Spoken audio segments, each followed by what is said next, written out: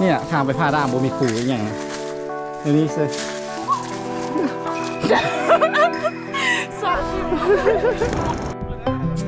ว่าสัตว์มันดึงแล้วมันตกไปนะ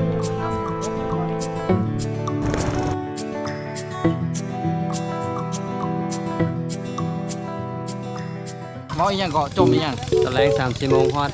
ตอนนี้บางโมงก่อน 9 โมงเช้า 9:25เนาะทุกคน9:25เริ่มที่ออกย่างพร้อมปะ พร้อมกับทงเป๊14 กิโล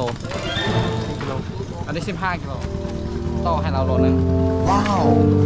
ชิวๆ2 กิโลพันไม่ใส่ออก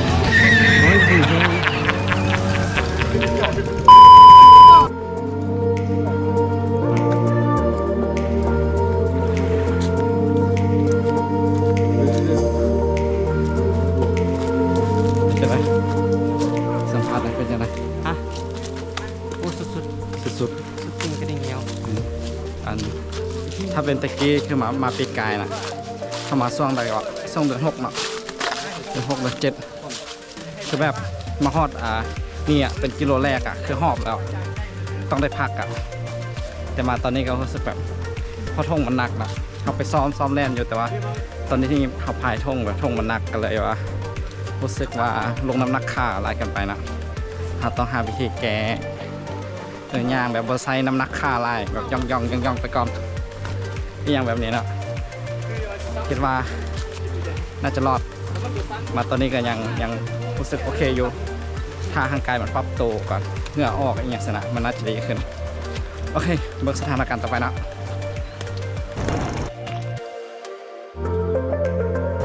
ทีละก้อนนิ่มนิ่มไหวเลย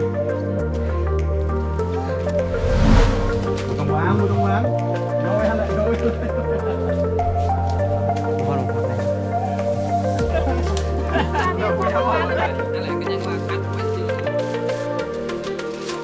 ครับเพื่อนยังไ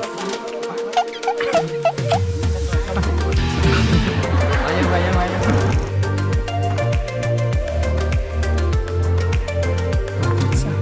สับเดี๋ยวนี้เขามาเดี๋ยวนี้เป็นเวลา 11 โมงออกมาประมาณ9 โมงปลายเนาะก็ยังมัน2 ชั่วโมงปลาย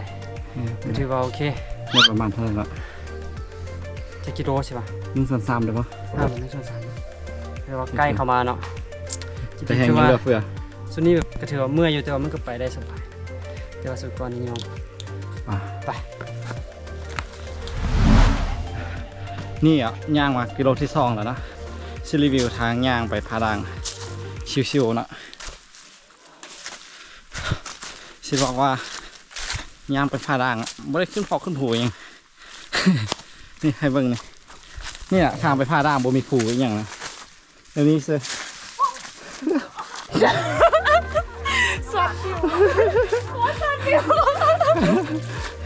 500แล้วนั้น เป็นการแสดง เราเห็นกล้องอ่ะ โบได้พิกสิ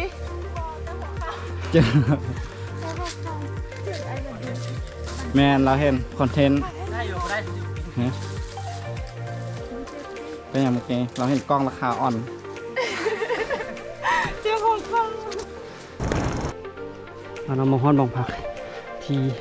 2 ที่ 3นี่เนาะมีน้ำทานงามแล้วตัวนี้คือแล้วนี่บ่มีน้ำเหมือนมีน้ำกินใครจะเขาจะเอาเป็นกองไปซั่นละบ่รอด เขาจะกองให้ละ น้ำต้มน้ำ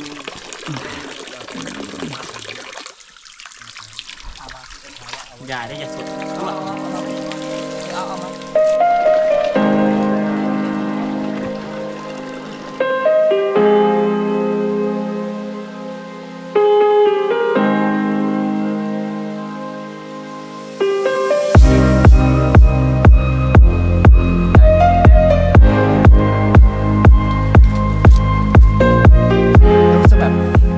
จะเริ่มปวดกกขาขึ้นแล้วนะ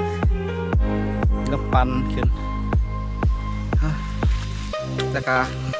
เมื่อบอลนักๆแล้วที่เรือมันก็จะแบบยากชิวๆเดี๋ยวนี้นะอัปเดตกันตอนนี้นะ2 โมงไป 16นะ ส่องลงไปสิเนาะเอา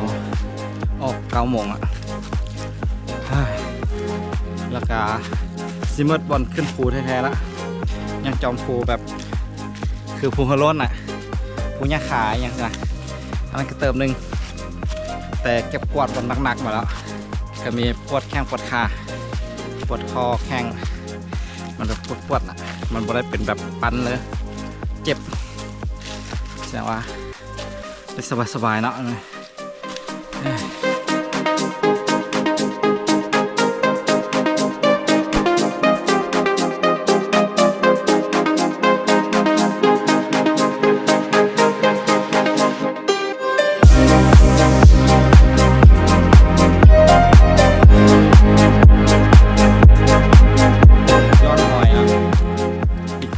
มาอยู่นี่นะ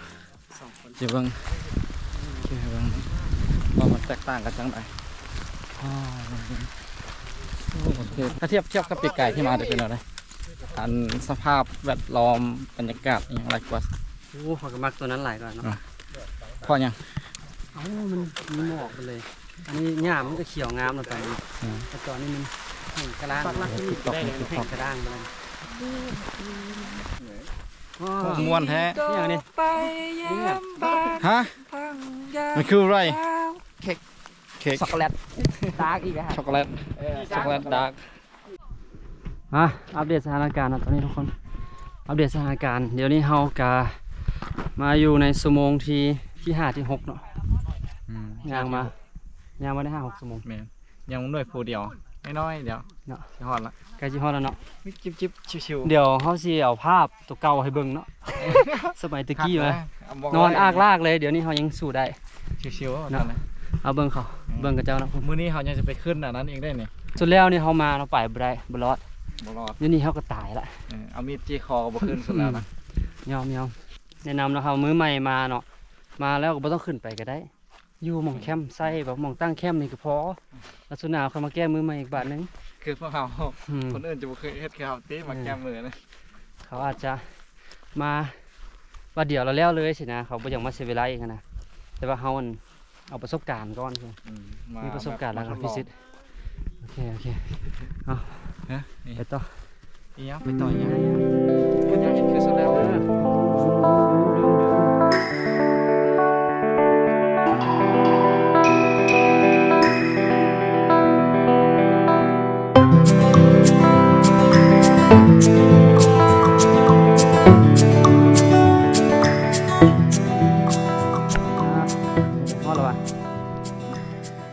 ฮอดแล้วเนาะยังชิวๆอยู่ตอนนี้บ่เมื่อยแล้วอ่ะ3:10บ่เมื่อยเลยชิวๆได้สบายสบายเดี๋ยวบ่ออกสักโอ้ยตายห่าวิวเดี๋ยวน้ำคนเดียวกำลังขี่มาเนี่ยวิวบ่มีเลยคนเนาะวิวบ่มีเลยมาถึงมือฟ้ากับวิวหมอกสวยงามสุดแล้วนี่เฮามาเนาะแดดออกทำสะท้อนใส่น้ำปากคักสุดนี้เฮามาแดดบ่ออกถ้าเบิ่งตอนโอ้โหมื้อเช้ามันก็สิออกก็มีมันยังบ่ตะเวนยังบ่ได้ตกดินถ้าเบิ่งใช้เวลาทั้งเนี่ยคือว่าจิบเหี้ยก็บ่ออกนอนอย่างนี้นะนอนวิวอ่ะเช้าแล้วนอนวิวอ่ะไม่ได้นอนเมื่อคืนมานอน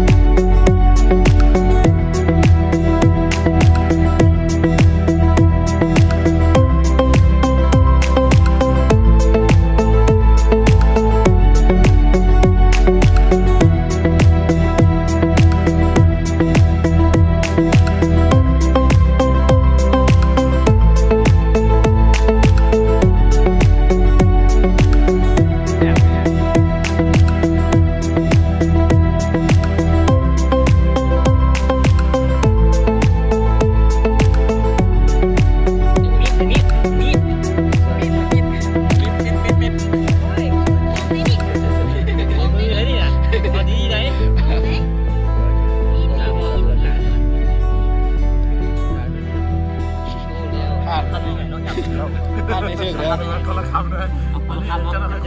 พอดีเท่านั้นเพราะมันเทียนน้ำมันเทียนไหม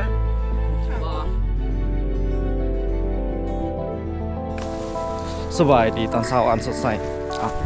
หมูยักษ์บอยยังวะ เนาะตอนนี้เขากำลังขึ้นขาดางไปสุดๆเนาะไปพิชิตจอบสุดแล้วนี่เขามาบ่ได้เนาะสุดนี้เขาตั้งใจไว้ว่าเขามาขาดางสุดนี้เขาต้องมาขึ้นนี่ให้ได้เนาะถึงสิเป็นอะไรกับยาเนาะถ้าฝนลมแห้งจังไหนกับยาเนาะเขาบ่แคร์เขาพอจะได้ขึ้นเพราะว่าไปพิชิตเป้าหมายเขาตั้งไว้แล้วสุดเลย ขนาดตอนนี้ตอนเช้าๆขนาดนี้เนาะแต่ว่าหมอกบ่มีฟ้ากำลังเปิดอย่างขนาดอันส่วนหนึ่งเป็นเพราะว่ามันมีลมแห้งนะอาจจะแบบพัดหมอกออกไปนะก็เลยว่าโซกดีเนาะตอนนี้เราจะขึ้นไป อาจจะเห็นอย่างลายๆเพราะว่าหมอกยังไม่เห็นอ่ะไปคือเบื้องบรรยากาศระหว่างทางเนาะว่ามันจะเป็นอะไรแล้วกลับไปเบื้องวิวอยู่จอมพูเนาะว่ามันจะงามขนาดไหนเนาะโอเคติดตามน้องกัน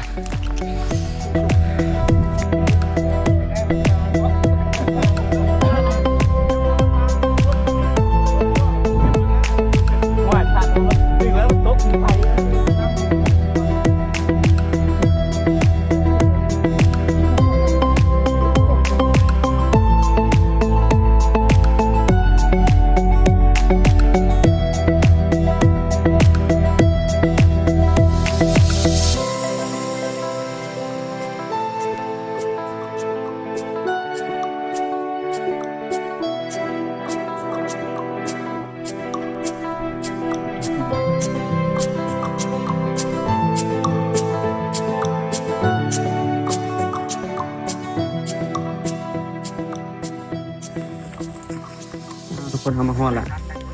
ฮอดแล้วใช้เวลา1 ชั่วโมง 38 นาทีมาฮอดจุดใส่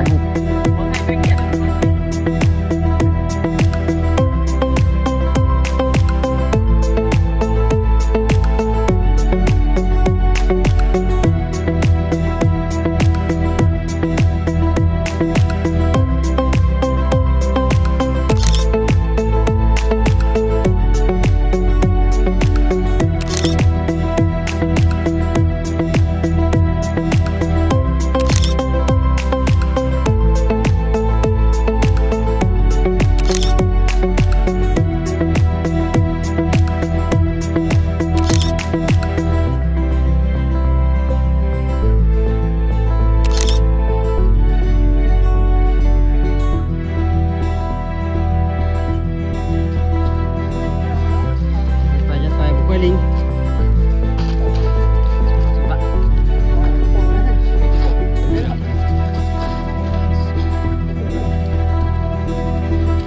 อัปเดตสถานการณ์ทุกคนเดี๋ยวนี้เขาก็ลงมาฮอตละใกล้ที่ฮอตมองขึ้นงานละใช้เวลาทั้งหมด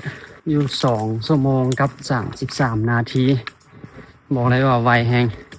แบบบ่พักเลยพักน้อยเดียวนึงแล้วก็ลุยๆมาเลยเพราะว่ามันทางมันสั่นเนาะบริษัทแห้งจริงขึ้นหลายคือตอนไปเนาะตอนมาก็ได้ใช้เวลาแป๊บเดียวเนาะชื่อว่าไวก่อนสุดแล้วเลยเนาะแล้วก็มาถ่ายคลิปของทุกคนเนาะก็ฝากทุกคนไปกดไลค์กดแชร์คลิปวิดีโอนี้เนาะแล้วก็กด subscribe Facebook The Memory YouTube ก็ The Memory สภาพฝาแฝดมาฮอดเราเจอฝาแฝดใหม่ตอนฮอดปุ๊บได้แฝดปั๊บคืออยู่วะคือยังบ่คือเนาะเอาหัวลงเบิ้ง เอาหัวออกเอาหัวออกเอานี่โอ้โหดูทรงผมทรงผมเดียวกันเลยอ๋อตายฮะตายฮะแล้วเนาะมาฮอดเรียบร้อยคือกันมันก็เลยแบบ สภาพมันเป็นเอาเลยแล้วว่าเถียงอีกนะ เฉียงเฮี้ยงเนาะดังสบายไม่ถ่ายอัตโตตัดลง อ๋อสบายซ่าน สุดท้ายแล้ว ลงมามีแต่3 ชั่วโมงเป็นอะไร โมแมน2 ชั่วโมง 40 นาที2 ชั่วโมง 40 นาทีย้อนในผู้นำสี ระยะ สุดโคตรไวเลย